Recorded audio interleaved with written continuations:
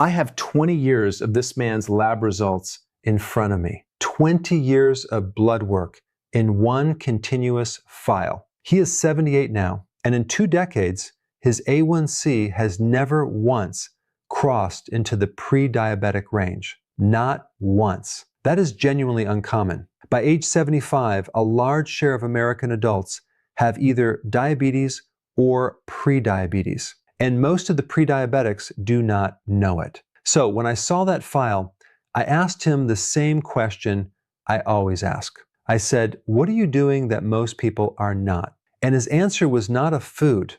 It was an order. He said, "Doctor, I just never eat the potato first." I want to spend the next few minutes explaining why that sentence is far more sophisticated than it sounds, because there is now a body of clinical research behind it. I'm going to give you 5 habits. 4 of them cost nothing. And then near the end, I'm going to give you a warning that matters enormously if you take medication for diabetes. Please do not skip that part. First, let me explain what actually happens after you eat. When food leaves your stomach and enters the small intestine, carbohydrate is broken into glucose and absorbed into the bloodstream. Your pancreas responds by releasing insulin. Insulin is the key that unlocks your cells so glucose can get inside. Now, here's the part most people misunderstand. The problem is not simply having glucose in your blood. The problem is the steepness of the rise. A sharp, tall spike forces a large burst of insulin. Repeat that 3 times a day for 30 years, and the cells gradually stop responding to the signal. That is insulin resistance. So the goal is not to eliminate carbohydrate. The goal is to flatten the curve. Everything that follows does exactly that. Habit number 1 is the order of your plate. In 2015, researchers at Weill Cornell published a study in diabetes care that I still bring up with patients almost weekly. They took patients with type 2 diabetes and gave them an identical meal on 2 separate days. Same food, same calories. The only difference was the sequence. On one day, the carbohydrate was eaten first. On the other day, vegetables and protein were eaten first, and the carbohydrate came last. Here are the results. At 30 minutes, glucose was about 29% lower. At 60 minutes, 37% lower. At 120 minutes, 17% lower. Insulin levels were significantly lower as well. Same meal, same food, different order. And a later study from the same group in people with prediabetes found the glucose peak was reduced by more than 40%. Why does this work? 2 reasons. Protein and fat slow the rate at which your stomach empties, so the carbohydrate arrives more gradually. And protein and fiber stimulate gut hormones, including GLP-1, that improve your insulin response. GLP-1 may sound familiar to you. It is the same hormone pathway that several modern diabetes medications target. Your body already makes it. Eating in the right order gives it a head start. So in practice, this means the salad first, then the fish or the chicken, then the bread, the rice, or the potato at the end. You are not giving anything up. You are just changing the sequence. Habit number 2 is vinegar before the meal. I know how that sounds, but this has been studied for over 20 years. An umbrella review published this year pooled 15 randomized trials across 4 separate meta-analyses. Vinegar consumption lowered post-meal glucose by an average of roughly 15 milligrams per deciliter compared to control. The graded quality of that evidence was rated moderate, which in nutrition research is quite respectable. An earlier trial from Arizona State found vinegar improved insulin sensitivity after a high carbohydrate meal in people with insulin resistance or type 2 diabetes. The proposed mechanism is that acetic acid slows gastric emptying and interferes with the enzymes that break starch down. Practically, this means 1 to 2 tablespoons diluted in a glass of water.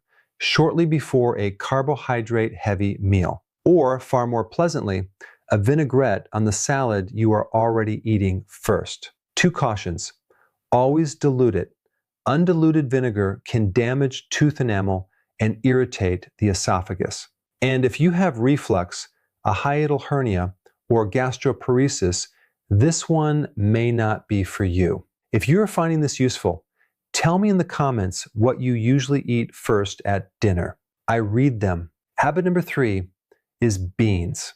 And this one has an effect that still strikes me as remarkable. Back in 1982, Dr. David Jenkins, the researcher who created the glycemic index, published a study in the American Journal of Clinical Nutrition. He found that eating legumes at one meal lowered the glucose response to the next meal, not the same meal, the next one. Hours later, researchers call this the second meal effect. Lentils at dinner produce a lower glucose response at breakfast the following morning. Beans at lunch lower the response at dinner. The mechanism involves fermentation. A meaningful portion of the starch in beans is resistant starch, which your small intestine cannot digest. It travels to your colon, where bacteria ferment it into short-chain fatty acids. Those compounds circulate for hours and improve insulin sensitivity throughout the body. Your breakfast is still being influenced by last night's lentils. Half a cup a day is a reasonable target. Black beans, lentils, chickpeas, kidney beans. And if beans have historically given you trouble, increase slowly and rinse canned beans thoroughly. Habit number 4 is the 10-minute walk after eating. In 2022, researchers at the University of Limerick published a meta-analysis in the journal Sports Medicine. They pooled 7 studies comparing sitting, standing, and light walking after meals. Standing lowered glucose by about 9.5% compared with prolonged sitting. Light walking lowered it by about 17%. And this is the number that surprises people. The walking breaks in those studies lasted only 2 to 5 minutes. Not 30 minutes, not a workout. 2 to 5 minutes of ordinary strolling. The reason is that contracting muscle can pull glucose out of the blood through a pathway that does not require insulin at all. Your muscles become a drain for that glucose without your pancreas having to do extra work. The best window is within 60 to 90 minutes of eating, which is when glucose typically peaks. Habit number 5 is for those of you who cannot easily walk after a meal. And I want to be careful with this one because the study is small and mechanistic rather than a clinical trial. In 2022, Professor Mark Hamilton at the University of Houston published research in the journal iScience on a muscle in your lower calf called the soleus. He developed a movement he calls the soleus push-up. You sit with your feet flat on the floor. You raise your heels, keeping the front of your foot down, then let them come back down. It is a seated calf raise. His team found the soleus can sustain high oxidative activity for hours without fatiguing because it burns blood glucose and fat rather than stored glycogen.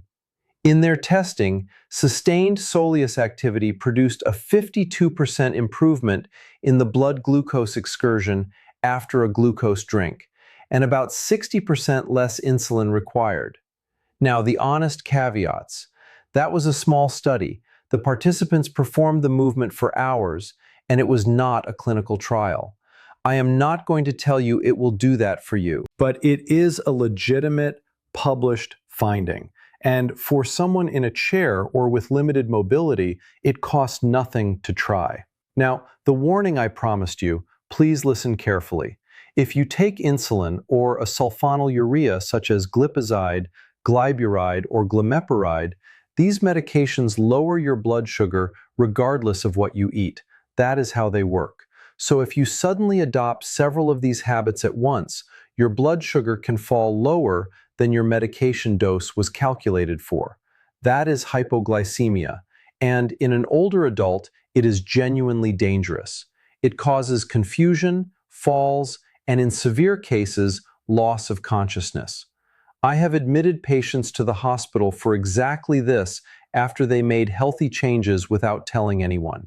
So here is what I want you to do instead. Tell your doctor before you change your routine. Ask whether your dose should be adjusted. Check your sugars more often for the first 2 weeks. Know the symptoms of a low, which include shakiness, sweating, confusion, and sudden hunger. And never, under any circumstances, stop or reduce a diabetes medication on your own because a video told you food could handle it. These habits work alongside your treatment. They are not a replacement for it. 4 more honest statements before I let you go. One patient's 20-year lab file is a story, not evidence, and I would never present it as proof. This man did not have diabetes to begin with, so his experience is about prevention, not reversal. If you have type 1 diabetes, meal sequencing may help your post-meal readings, but nothing here changes your need for insulin. And this video is education, not medical advice. I am a physician, but I am not your physician. But here's what I want you to take away. He did not follow a diet. He never counted a calorie. He ate bread. He ate rice. He ate dessert at his grandchildren's birthdays. He simply changed the order, added vinegar to his salad, kept beans in the house, and walked around the block after dinner. 20 years of steady numbers came from habits, not from restriction. That is the part I wish more people understood. Tell me in the comments which of the 5 you are going to start this week. And if you take medication for diabetes, please make your first step a phone call to your doctor. Take care of yourselves, and I will see you in the next one.